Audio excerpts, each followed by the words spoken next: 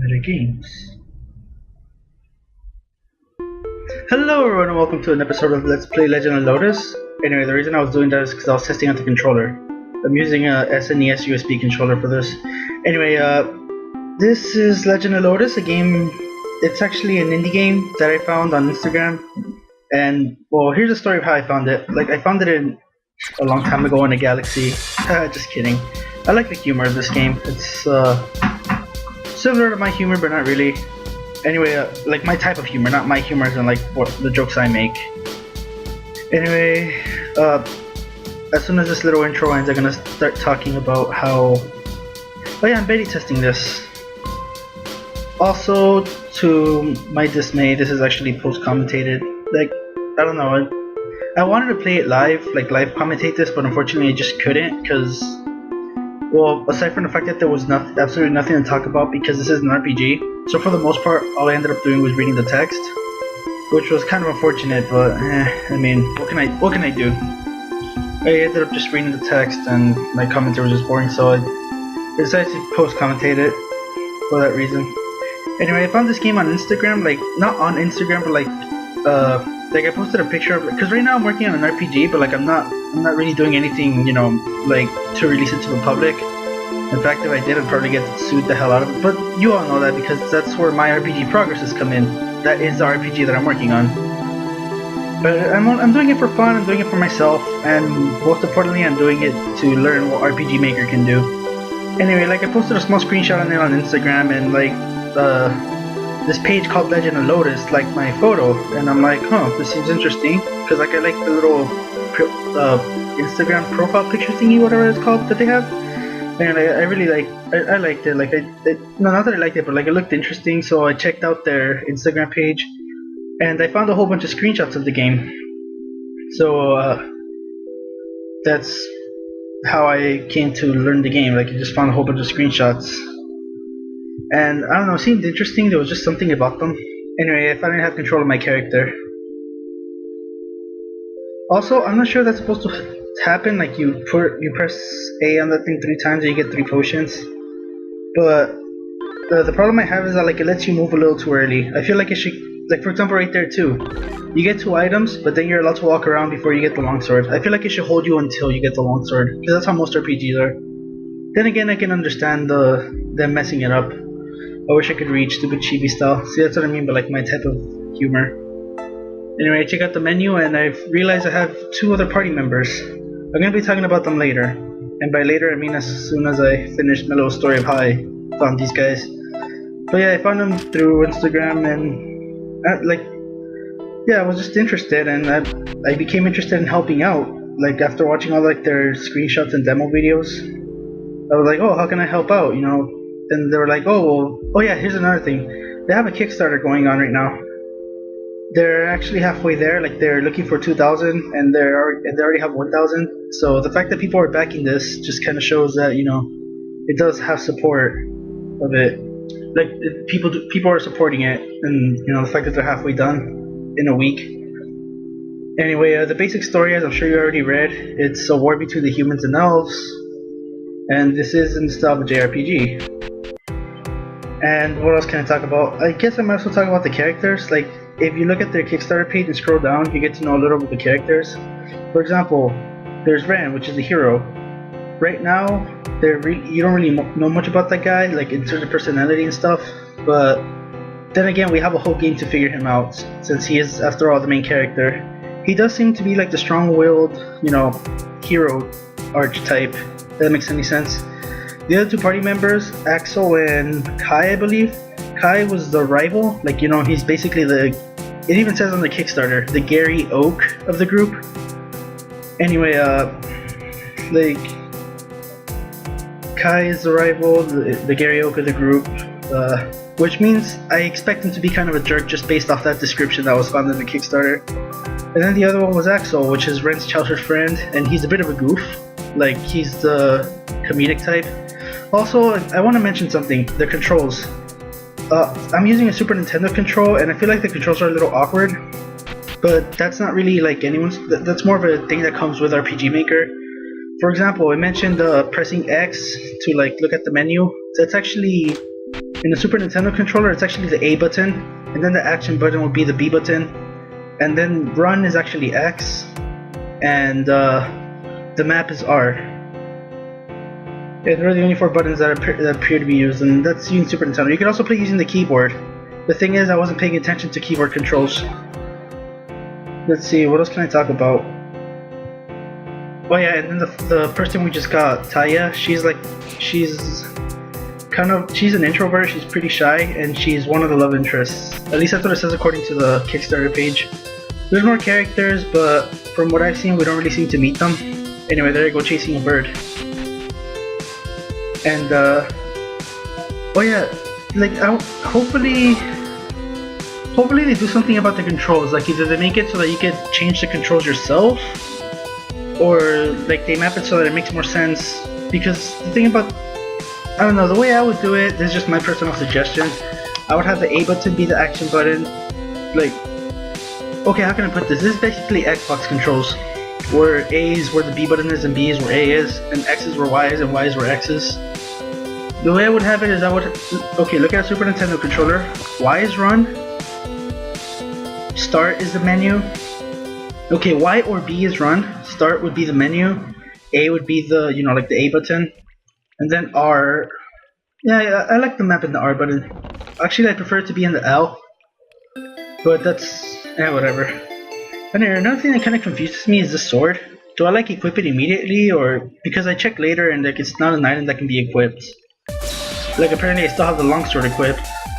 And also I think it said 3 years later. So my question is what happens to the sword 3 years later? I mean, I guess it'll be more apparent later in the game. So crap, it's barely been 7 minutes and I already talked about everything that I wanted to talk about. I already ran out of things to say. I even made a little list here on my phone that I'm kind of looking at right now. Let's see. JRPG, War Between Humans and Elves. There's a demo, deep story in the style of the old Final Fantasy games. Kickstarter, they're halfway there. Characters, and that's the bottom of my list. Either I probably should have made a bigger list, I should have spoken slower, or something. I don't know. Anyway, from what I'm seeing, okay. I mean, this is a. Well, first of all, this is episode 1. I'm gonna be playing the rest of the demo. I'm gonna play this demo till the end. I don't know how many parts it's gonna be, because that's the thing about demos. You really never know how long they are. Usually about 20 or 30 minutes to an hour to 2 hours. I don't know. I want to see the longest demo I played was about an hour. Anyway, what else can I say about this game? I mean, it looks beautiful. Everything looks so detailed. Also, should that waterfall be moving? I'm not sure if that waterfall should be moving. Anyway, trying to throw in a little character development. Right now they're explaining Axel's character a little. See, he seems like the goof of the group. Let's see. There's a little cinematic that's gonna play in a while. I'm gonna just basically shut up during the whole time because I feel like I shouldn't talk to it. It is kind of beautiful.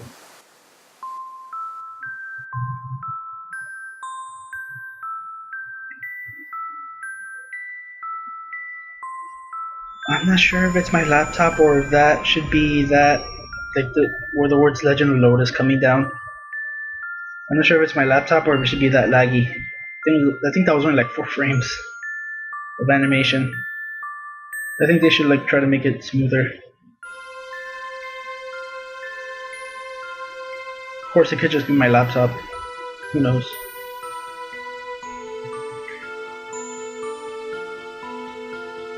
Here's a little cinematic. They come back. Blah blah blah. I thought that was pretty cute. I like how they do that in JRPGs in general. They have the little sprites just jumping around, symbolizing that they're happy or something.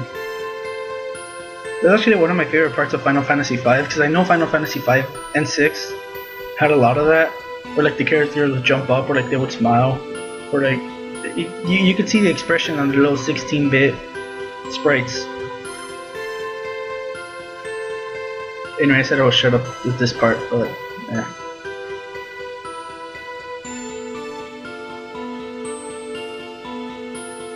Here's my question though, is this what's been going on in those 3, like in between now and then? Because right now they're at a train station. Which brings me to the next thing that they should fix. But you'll see right now when they get inside the train.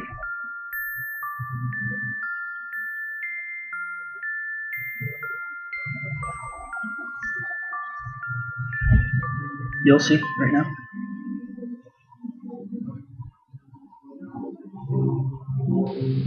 And there it is, the train. The train itself looks good. It's just the way it moves, because I feel like it moves like 1/16 block. One block at a time. Like it doesn't look smooth like it would in other games. But then again, I use RPG Maker. Oh, here's a little cinematic. Crap.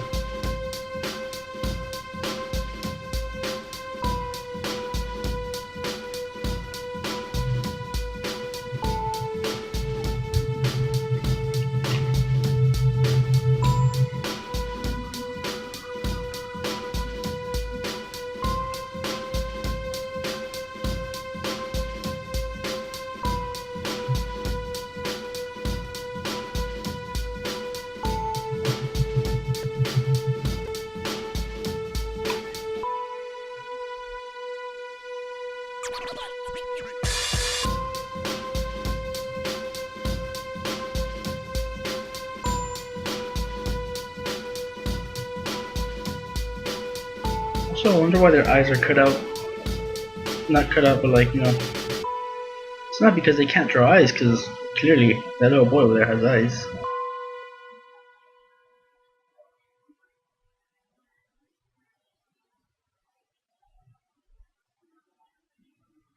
Everwinter Academy. Oh, 1 year later. I don't know why I said 3 years later. Anyway, like I was saying, I've used RPG Maker before, and I know moving large objects, you can only move them like one frame at a time. I mean, it's really hard to make really large objects move. Like, so I use RPG Maker, so I understand. It's just, I feel like there should be a way to make large objects move more smoothly. Because the thing is, you can only move them.